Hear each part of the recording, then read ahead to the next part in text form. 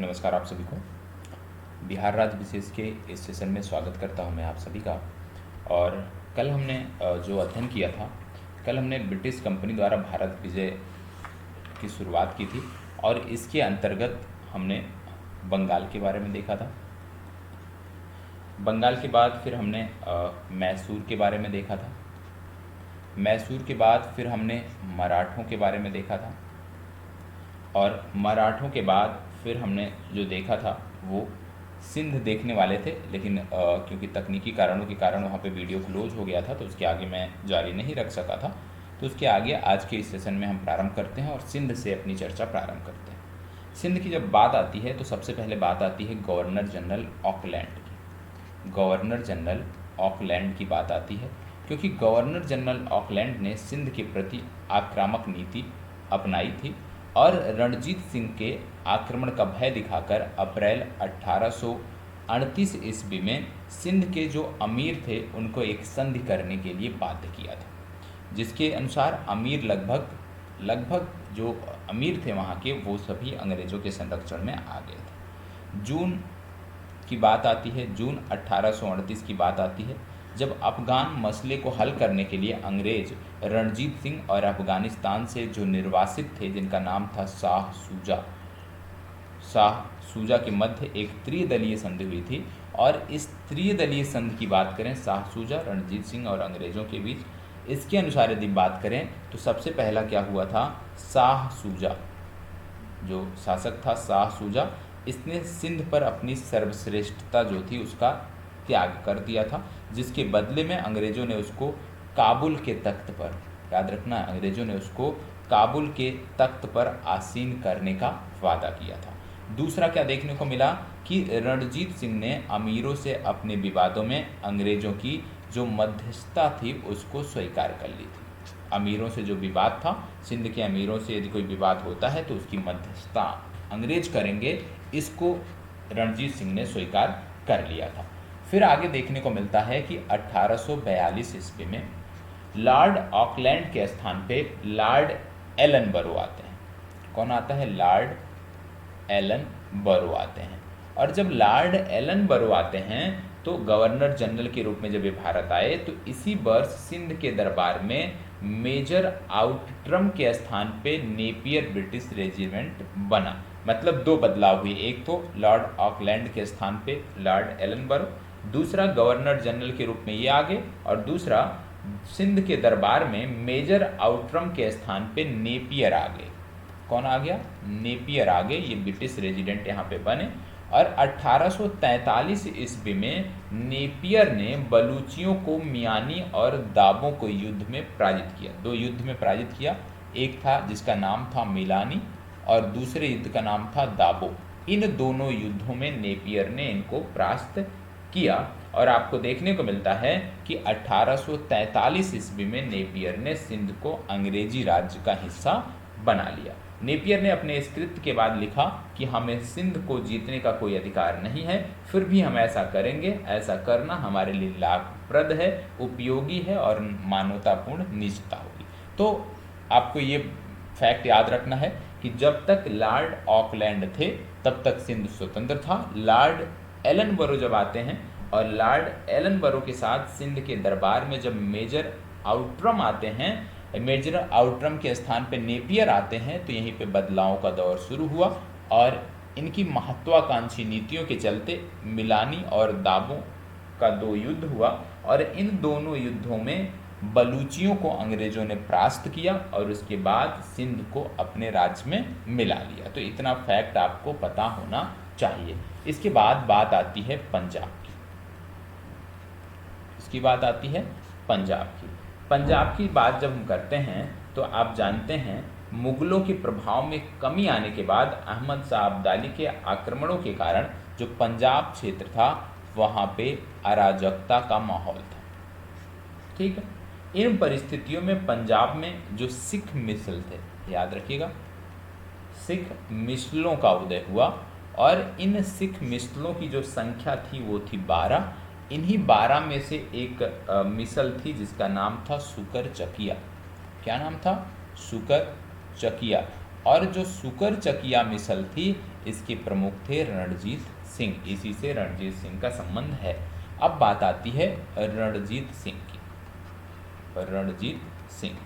रणजीत सिंह की जब बात आती है तो 1792 ईस्वी से लेकर के 1839 ईस्वी तक इनका शासन देखने को मिलता है।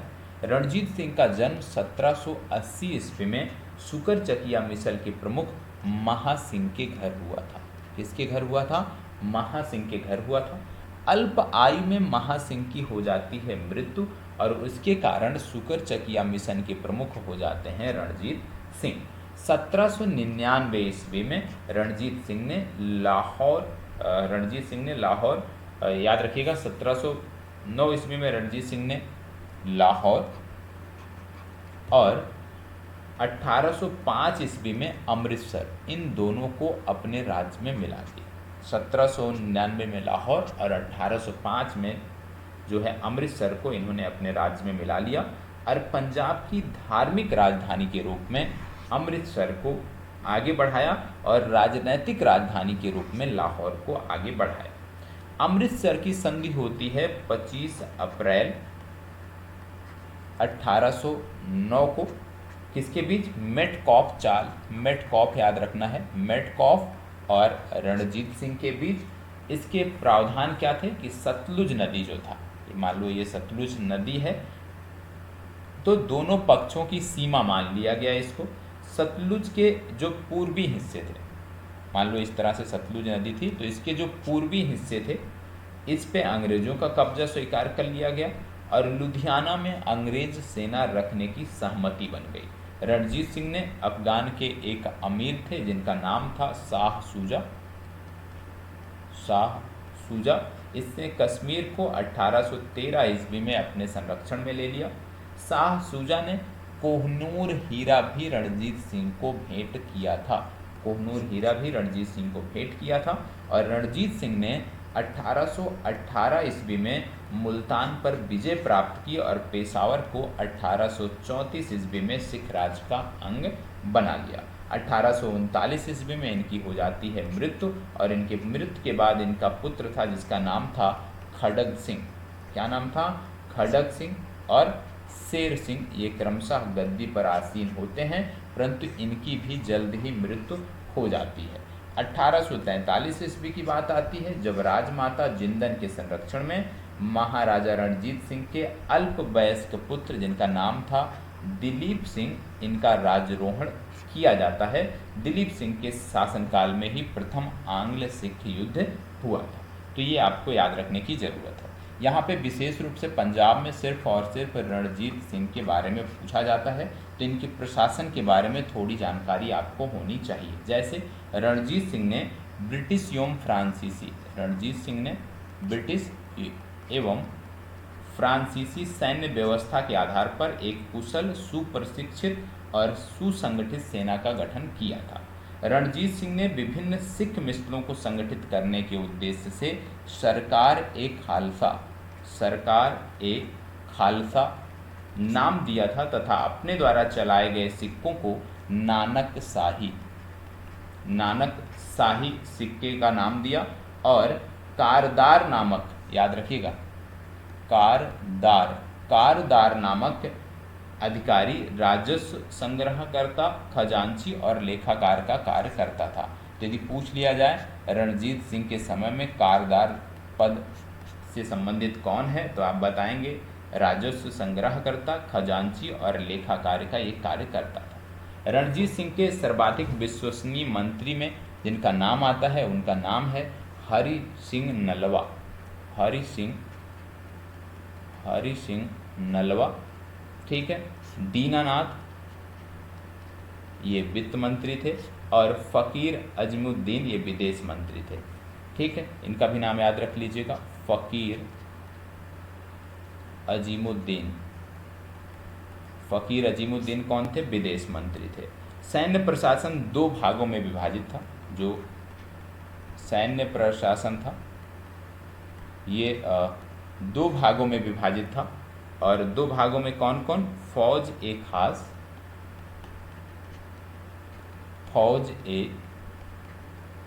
खास और दूसरा फौज ए आइन, दूसरा फौज ए आइन। ठीक है, अर्थात नियमित सेना और फौज ए, एक चीज़ और याद रखिएगा, फौज ए आइन का मतलब क्या होता है, नियमित सेना, और फौज ए बेकवायद इसका मतलब होता है अनियमित सेना। तो याद रखिएगा, फौज ए आयन मतलब नियमित सेना और फौज ए बेकवायद मतलब अनियमित सेना, ये संबंधित है। नियमित घुड़सवारों को यूरोपीय ढंग से प्रशिक्षण देने हेतु 1822 ईस्वी में रणजीत सिंह ने फ्रांसीसी सेनापति एलार्ड को नियुक्त किया था, एलार्ड को नियुक्त किया था। इटालियन सेनापति इनके पास भी थे जिनका नाम था बतुंदा, बतुंदा को पैदल सेना के प्रशिक्षण हेतु नियुक्त किया गया था। तो रणजीत सिंह भली भांति समझते थे कि वर्तमान समय की परिस्थितियों के अनुसार यदि उनको शासन करना है तो सुसंगठित सेना होना बहुत ज़रूरी है, और उसको लेकर के इन्होंने काम किया था। ठीक है, अब बात आती है प्रथम आंग्ल सिख युद्ध की बात। प्रथम आंग्ल सिख युद्ध की बात, प्रथम आंग्ल सिख युद्ध की जब हम बात करते हैं तो बात आती है 1845 से 1846 ईस्वी की। ठीक है, यहाँ पे गवर्नर जनरल लॉर्ड हार्डिंग थे। कौन था? लॉर्ड हार्डिंग, ये क्या थे? ये गवर्नर जनरल थे, और इन्हीं के समय में ये लड़ा गया था। तथा इस समय भारत के जो सेनापति थे उनका नाम था जनरल गफ, जनरल गफ उस समय सेनापति हुआ करते थे। इस युद्ध के पश्चात 9 मार्च 1846 को अंग्रेजों और सिखों के मध्य एक संधि होती है जिसका नाम था लाहौर की संधि। तो याद रखना है, प्रथम आंग्ल सिख युद्ध के दौरान कौन सी संधि हुई? लाहौर की संधि हुई, और इसके अनुसार लाहौर दरबार में अंग्रेज रेजिडेंट नियुक्त करने की घोषणा की गई, और पहला अंग्रेज रेजिडेंट जो लाहौर दरबार में नियुक्त किया गया उसका नाम था हेनरी लॉरेंस। हेनरी लॉरेंस ये प्रथम रेजिडेंट था। ठीक है, और यह भी याद रखना है कि 11 मार्च को एक पूरक संधि हुई जिसके द्वारा अंग्रेजी सेना के 1846 ईस्वी के अंत तक लाहौर में बने रहने की सहमति भी हुई। अंग्रेजों ने 1 करोड़ रुपए के बदले कश्मीर गुलाब सिंह को भी बेच दिया था। तो ये भी याद रखना है, 1 करोड़ रुपए के बदले कश्मीर को गुलाब सिंह को बेच दिया था, और गुलाब सिंह को बेचने को लेकर लाल सिंह के नेतृत्व में सिखों ने विद्रोह भी किया था। अंग्रेजों ने इस विद्रोह का दमन भी कर दिया था, और पुनः दिलीप सिंह से एक संधि की थी जिसका नाम था भैरोवाल की संधि। तो यदि आपसे पूछा जाए कि भैरोवाल की संधि किनके बीच हुई थी, तो अंग्रेजों और दिलीप सिंह के बीच हुई थी। कारण क्या था? क्योंकि कश्मीर को गुलाब सिंह के हाथों में बेच दिया गया था, जिसको लेकर के सिख समुदाय ने विरोध किया था, और उस विरोध को जब अंग्रेजों ने दबाया तो दिलीप सिंह से तत्कालीन जो शासक थे दिलीप सिंह, उनसे भैरोवाल की संधि की थी। भैरोवाल की संधि की जब हम बात करते हैं तो बात आती है 22 दिसंबर 1846 की, और 8 सिख सरदारों की एक परिषद अंग्रेज रेजिडेंट की अध्यक्षता में ये नियुक्त की गई थी। ठीक है, साथ ही साथ ब्रिटिश सेना लाहौर में दिलीप सिंह के वयस्क होने तक रहेगी, ऐसा इस संधि में लिखा गया था। ठीक है, तो ये तो हो गई बात प्रथम आंग्ल सिख युद्ध की। प्रथम आंग्ल सिख युद्ध के बाद बात आती है द्वितीय आंग्ल सिख युद्ध की। द्वितीय आंग्ल सिख युद्ध की। ठीक है, द्वितीय आंग्ल सिख युद्ध की बात करें तो 1848 से 49 ईस्वी की बात आती है। इस युद्ध में सर्वप्रथम 22 नवंबर 1848 को रामनगर का युद्ध और 13 जनवरी 1849 को चिलियावाला का युद्ध, याद रखिएगा चिलियावाला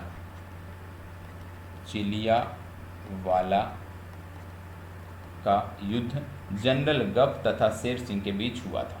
ठीक है, और चार्ल्स नेपियर के नेतृत्व में अंग्रेजी सेना के सामने 21 फरवरी 1849 को गुजरात के युद्ध सिख नेता ने आत्मसमर्पण कर दिया था, और इस युद्ध को इतिहास में तोपों के युद्ध के नाम से जाना जाता है।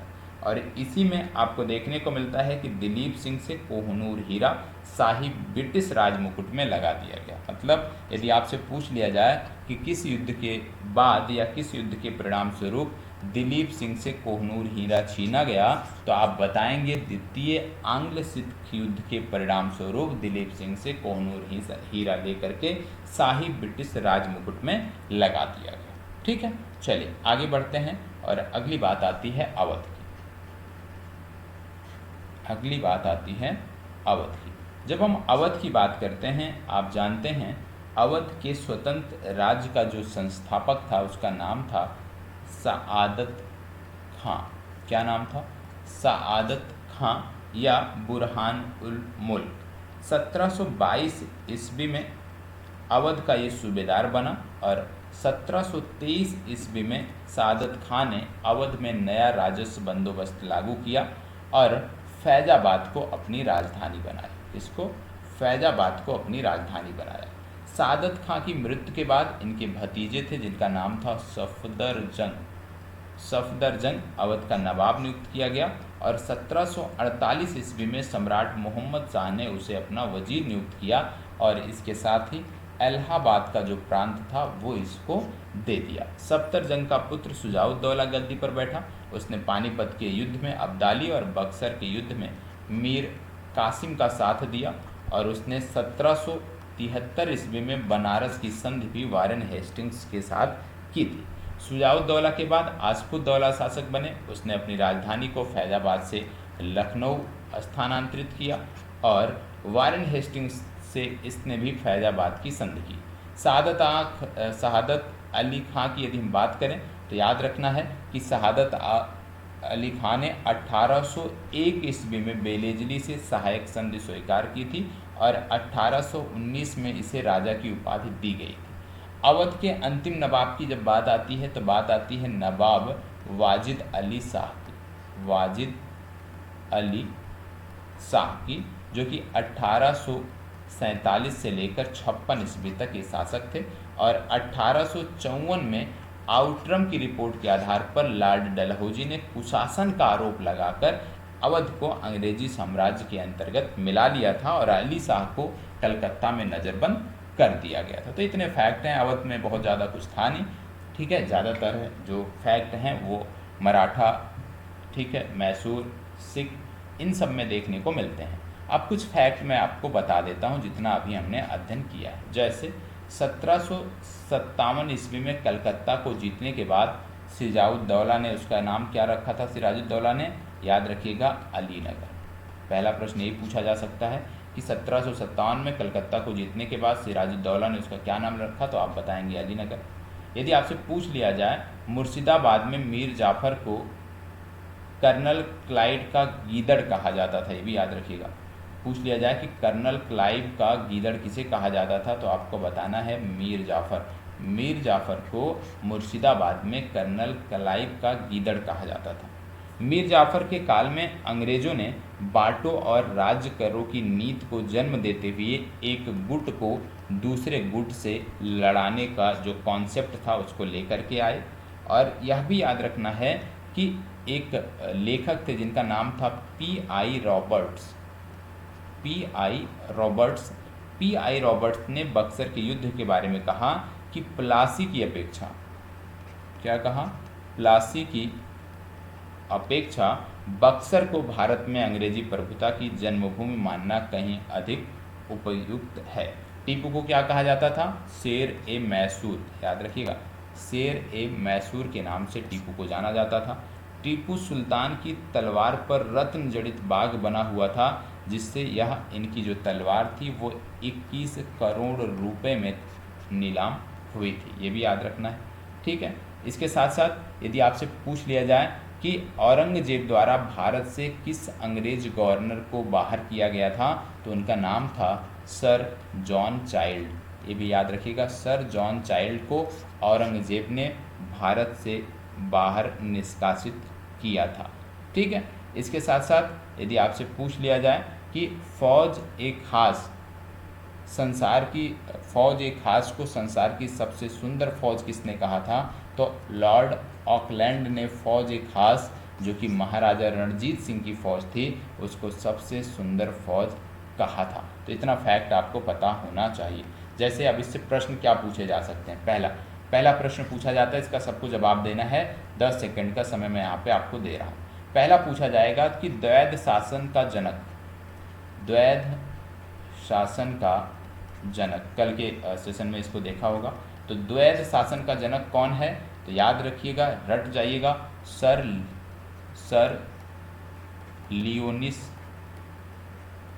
लियोनिस कार्टिस को द्वैध शासन का जनक कहा जाता है। दूसरा, इलाहाबाद की संधि के बाद रॉबर्ट क्लाइव ने मुर्शिदाबाद का उप दीवान किसे बनाया था? उप दीवान, मुर्शिदाबाद का उप दीवान किसे बनाया गया था इलाहाबाद की संधि के बाद? तो याद रखिएगा, इनका नाम था मोहम्मद रजा खान, मोहम्मद रजा खान। ये सब आपके बीपीएससी में पूछे गए प्रश्न मैं पूछ रहा हूँ। तीसरा, किस भारतीय को रॉबर्ट क्लाइव ने बिहार का नायब दीवान नियुक्त किया था? रॉबर्ट क्लाइव ने किसे बिहार का दीवान बनाया था? आपको बताना है किसे बिहार का दीवान बनाया था। तो रट जाइएगा, इनका नाम था सिताब राय। क्या नाम था? सिताब राय। बीपीएससी में पूछा गया प्रश्न है। अगला प्रश्न है, श्रीरंगपट्टनम की संधि किसके साथ हुई थी? तो आप जानते हैं श्रीरंगपट्टनम की संधि बहुत ही अपमानजनक संधि थी। किसके लिए? ये अपमानजनक संधि थी मैसूर के लिए। और ये संधि किसके साथ हुई थी? ये हुई थी टीपू सुल्तान के साथ। ठीक है, तृतीय आंग्ल मैसूर युद्ध के दौरान ये संधि हुई थी। तो इसका भी विकल्प क्या हो जाएगा? टीपू सुल्तान। यदि आपसे पूछ लिया जाए कि रणजीत सिंह को कोहनूर हीरा मिला कहाँ से? तो आप जानते हैं कि रणजीत सिंह को जो कोहनूर हीरा मिला था कहाँ से मिला था? शाह सूजा से मिला था, शाह सूजा ने दिया था।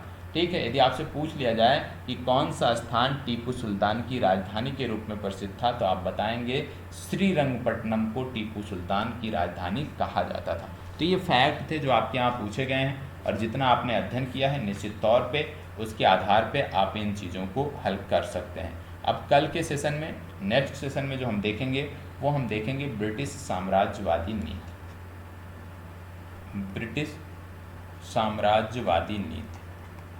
ब्रिटिश साम्राज्यवादी नीति ये टॉपिक, ब्रिटिश इम्पीरियलिस्टिक पॉलिसी, इसके बारे में हम कल के सेशन में चर्चा करेंगे। तब तक के लिए इसी प्रकार हमारे साथ बने रहें और प्रश्नोत्तरी सेशन से अवश्य जुड़ें, जो कि रात्रि 10 बजे आपको देखने को मिलता है। लाइव सेशन होता है, यहाँ पे अपने आप का मूल्यांकन जोड़कर आप कर सकते हैं। धन्यवाद, बहुत बहुत आभार।